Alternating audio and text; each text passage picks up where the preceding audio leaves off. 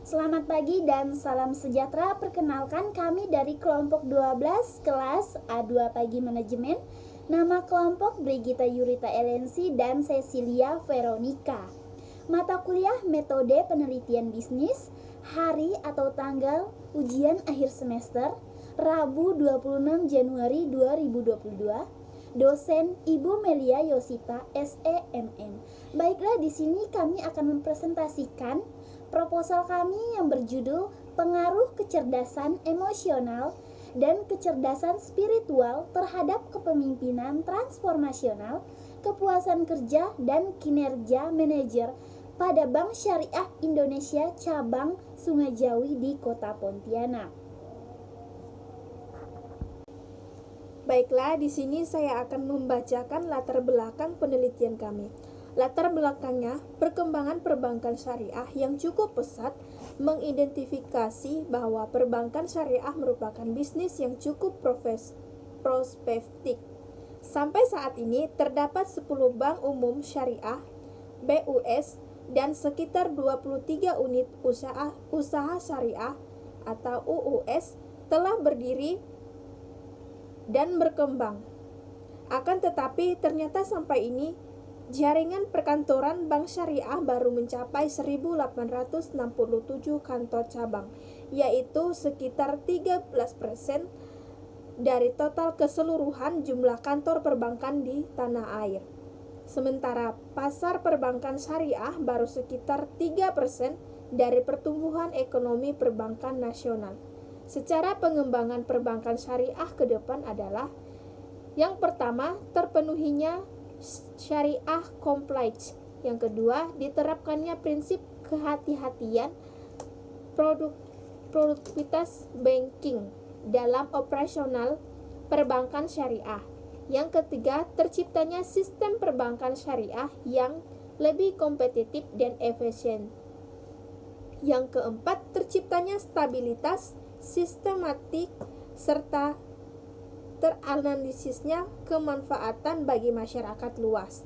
Yang kelima, meningkatkan kualitas sumber daya manusia dan tersedia sumber daya manusia secara memadai untuk mendukung pertumbuhan. Yang keenam, optimalis fungsi sosial dengan memfasilitas perberdayaan ekonomi rakyat, terutama bagi kalangan duafa dan usaha mikro kecil. Bank Syariah Indonesia 2008. Untuk mengantisipasi persoalan problematik di atas, sangat perlu untuk membudaya nilai-nilai syariah atau syariah compliance dengan integritasnya yang luar biasa dalam menjalankan roda perekonomian sehingga mendapatkan gelar Al-Amin terpercaya. Mampu mengembangkan kepemimpinan termasuk bisnis yang dilakukan secara ideal dan paling sukses dalam sejarah peradaban manusia. Baiklah, di sini kami memiliki 4 rumusan masalah. 1.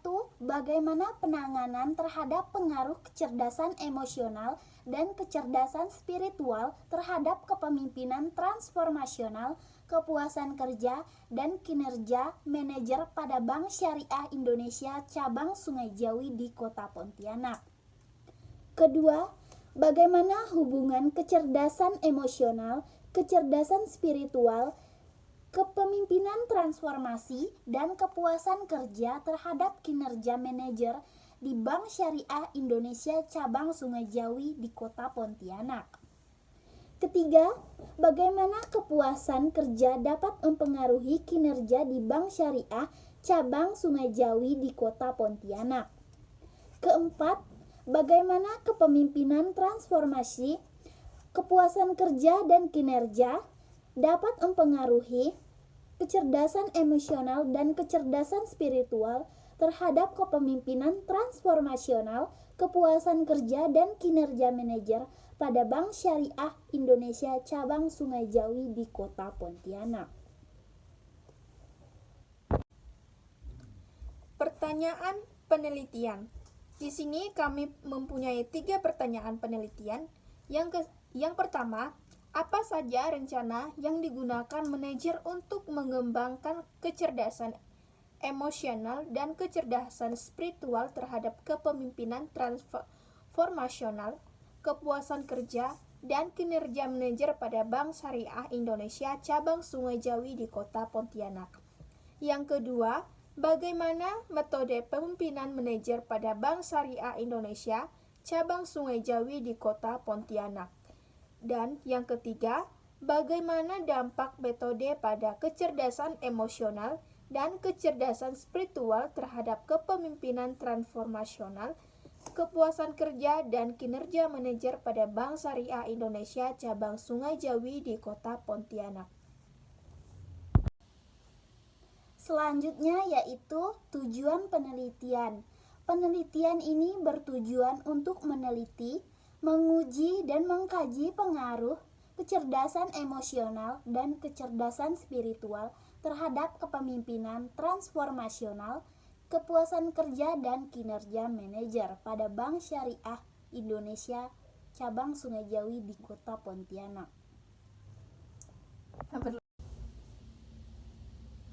Selanjutnya yaitu manfaat penelitian. Manfaat penelitian ada dua. Yang pertama, untuk menguji konsistensi dari teori Pat Gould dan Robert Hoss dalam buku Robbins 2006.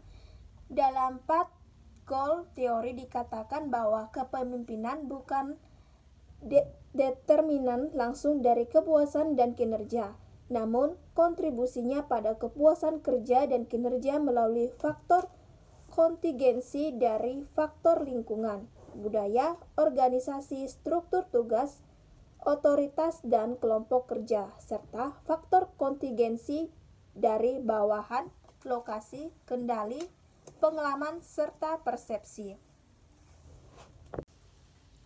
Yang kedua, untuk meningkatkan pengaruh kepemimpinan terhadap faktor lingkungan, budaya organisasi, struktur tugas, otoritas, dan kelompok kerja, dan faktor kontingensi dari bawaan, lokasi, kendali, pengalaman, serta persepsi di Bank Syariah Indonesia Cabang Sungai Jawi Pontianak.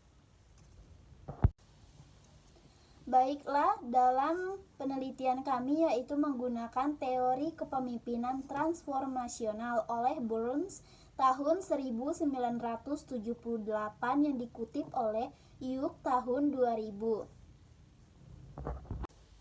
Selanjutnya yaitu kerangka penelitian kami ada 5. 1. Kecerdasan emosional atau EQ. 2. Kecerdasan spiritual atau SQ. Ketiga, kepemimpinan transformasional. Keempat, kepuasan kerja. Dan kelima, kinerja. Selanjutnya yaitu karakteristik penelitian. Karakteristik ada 4. Yang pertama, adanya hubungan antar variabel. Yang kedua, biasanya penelitian dilakukan dengan cara deduktif. Yang ketiga, teknik pengumpulan data yang bisa digunakan dalam penelitian kuantitatif antara lain yaitu eksperimen, survei, dan angket. Yang keempat, hubungan dengan responden memiliki jarak dan berjangka pendek. Populasi dan sampel dalam penelitian. Populasi penelitian. Peneliti memilih 65 orang manajer Bank Syariah Indonesia Cabang Sungai Jawi di Kota Pontianak. Sampel penelitian. Jadi dalam penelitian ini, peneliti tidak mungkin mengambil sampel manajer yang berjumlah 65 orang.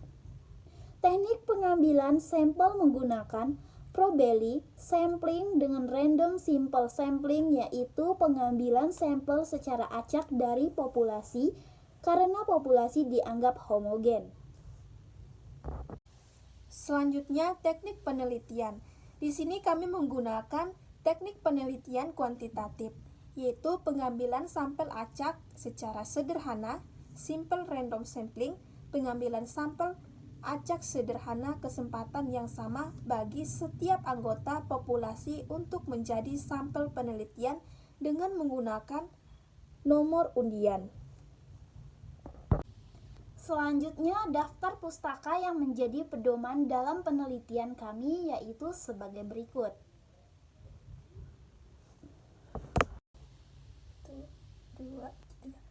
Demikian presentasi dari kelompok 12A2 pagi. Sekian dan terima kasih.